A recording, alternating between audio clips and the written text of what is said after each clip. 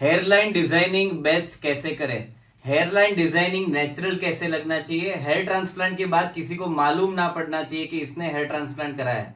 Good morning दोस्तों, आज मेरे दोस्त है भाविक भाई, उनका हेयर ट्रांसप्लांट कर रहा हूँ। ग्रेड 5 ग्रेड 6 क्लासिफिकेशन बोल सकते हो बॉल्डनेस का उनको है। हेयर पीछे बहुत ही थिन है, तो उनको समझाया गया है कि उनको जो फ्रंट पार्ट है वो बहुत अच्छा आएगा, पीछे का कंपेरेटिवली कम होगा। तो कैसे करना चाहिए, जिसके लिए पूरे वर्ल्ड से लोग हमारे पास आते हैं हेयरलाइन डिजाइनिंग के लिए। तो आज मैं आपको पॉइंट्स दिखा रहा हूं। तो ये जो पॉइंट होता है उसको ग्लैबिला बोलते हैं, और यहाँ पे मिड फ्रंटल पॉइंट मार्क करते हैं। मिड फ्रंटल पॉइंट 3 तरीके से करते हैं। एक जो होता है यहाँ से 7 to 10 सेंटीमीटर डिस्टेंस रखते हैं, आइडियली 8 सेंटीमीटर जितना डिस्टेंस रखते हैं। तो आप देखोगे तो ये हर चीज में एक ही तरीके से आएगा। जो फर्स्ट पॉइंट होता है यहाँ से लेके आप 8 सेंटीमीटर तक यहाँ पे पॉइंट आता है। दूसरा जो पॉइंट होता है वो हम लोग यहाँ पे, आप आईब्रोज प्लीज ऊंची कीजिए। सो ये आईब्रो होता है, वो मसल यहाँ पे होता है। वो आईब्रो जब ऊंची करते हैं उसके ऊपर 2 सेंटीमीटर से 3 सेंटीमीटर का डिस्टेंस रखते हैं। तो आईब्रो आप प्लीज सर ऊंची कीजिए। तो ये आईब्रो का ये जो पॉइंट है वहां से हम लोग 2 से 3 सेंटीमीटर जो ऊपर करते हैं वो भी यहाँ पे आता है। और तीसरा एक पॉइंट होता है जिसमें हम लोग 2 एक्सिस मेजर्स करते हैं, जिसमें वर्टिकल एंड हॉरिजॉन्टल एक्सिस होता है। तो ये वर्टिकल एक्सिस होता है, ये जो होता है वो हॉरिजॉन्टल एक्सिस होता है। अगर आप देखोगे तो उसका जो जंक्शन पॉइंट है वो भी ये है। अगर मैंने उसको लो किया तो भी खराब दिखेगा, उसको हाई किया तो भी खराब दिखेगा। तो ये एकदम आइडियल पॉइंट होता है जब हेयरलाइन डिजाइनिंग किया जाता है। 3 तरीके से होता है, 7 to 10 सेंटीमीटर जो अपर पॉइंट ऑफ आईब्रो होता है उससे 2 से 3 सेंटीमीटर, और तीसरा होता है 2 एक्सिस का जो पॉइंट मिलता है वहां पे। उसमें भी हम लोग जो करते हैं यहाँ से लेजर लाइट से मार्किंग करते हैं। आप देख सकते हो कि दोनों साइड में सेम तरीका होना चाहिए।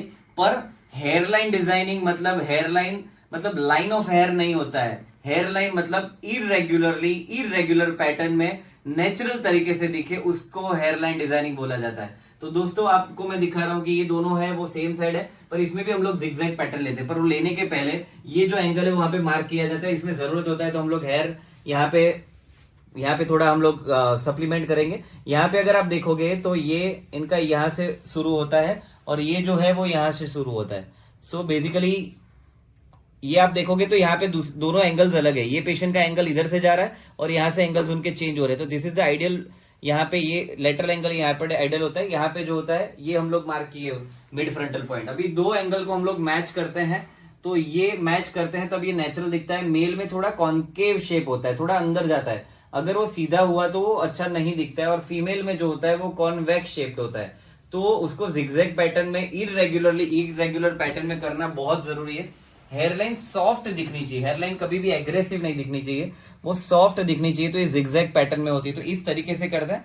पेशेंट को इतना पार्ट जो है वो एकदम हाई डेंसिटी में भरते हैं और उसमें ग्राफ्ट को सेपरेट किया जाता है, सिंगल डबल ट्रिपल फॉलिकल्स। तो हेयरलाइन डिजाइनिंग इस तरीके से हम लोग करते हैं जिससे वो नेचुरल दिखे और वो आर्टिफिशियल ना दिखे और पेशेंट को जो मनचाहा रिजल्ट है वो पाए। तो इस तरीके से आइडियल हेयरलाइन डिजाइनिंग करते हैं। कई सारे लोग इसको ऐसे करके करते हैं, यहाँ पे कव देते हैं, यहाँ पे पिक करते हैं, और इसमें भी इरेगुलर शेप में हम लोग करते हैं। तो वो कभी भी वो आर्टिफिशियल नहीं लगता है। और ये चीज जो है वो एक आर्टिस्टिक तरीके से करना हेयरलाइन डिजाइनिंग को बहुत जरूरी है, वरना एक बार हेयरलाइन हो चुकी वो कभी भी चेंज नहीं हो सकती है।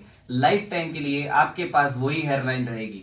तो दोस्तों करने के पहले, हेयर ट्रांसप्लांट करते हो उसके पहले पेशेंट डॉक्टर को पूछना चाहिए। हेयरलाइन डिजाइनिंग एक बार डिस्कस कीजिए कि आपको क्या चाहिए। आपके पुराने फोटोज भी दिखा सकते हो, उससे डॉक्टर को भी आइडिया आएगा। और आपको अकॉर्डिंग टू एज दिखना चाहिए। कई बार क्या होता है कि पेशेंट की एज बड़ी होती है, 40, 45, 50, ऐसे हेयरलाइन पीछे जाती है, उसमें एग्रेसिव हेयरलाइन बहुत ही खराब दिखती है। तो आपको कुछ भी कंफ्यूजन है, क्वेरी है, तो अच्छे से प्लास्टिक सर्जन के पास जाइए। बिकॉज जो माइक्रोस्कोपिक स्किल होती है, जो कॉस्मेटिक एंगल होता है, वो प्लास्टिक सर्जन के पास जो होता है वो और कोई डॉक्टर के पास नहीं होता है। तो प्लास्टिक सर्जन के पास जाइए, और उसमें भी जो पर्टिकुलरली हेयर ट्रांसप्लांटेशन में मास्टर है उसके पास हेयर ट्रांसप्लांट कराओगे तो डेफिनेटली आप निराश नहीं होगे।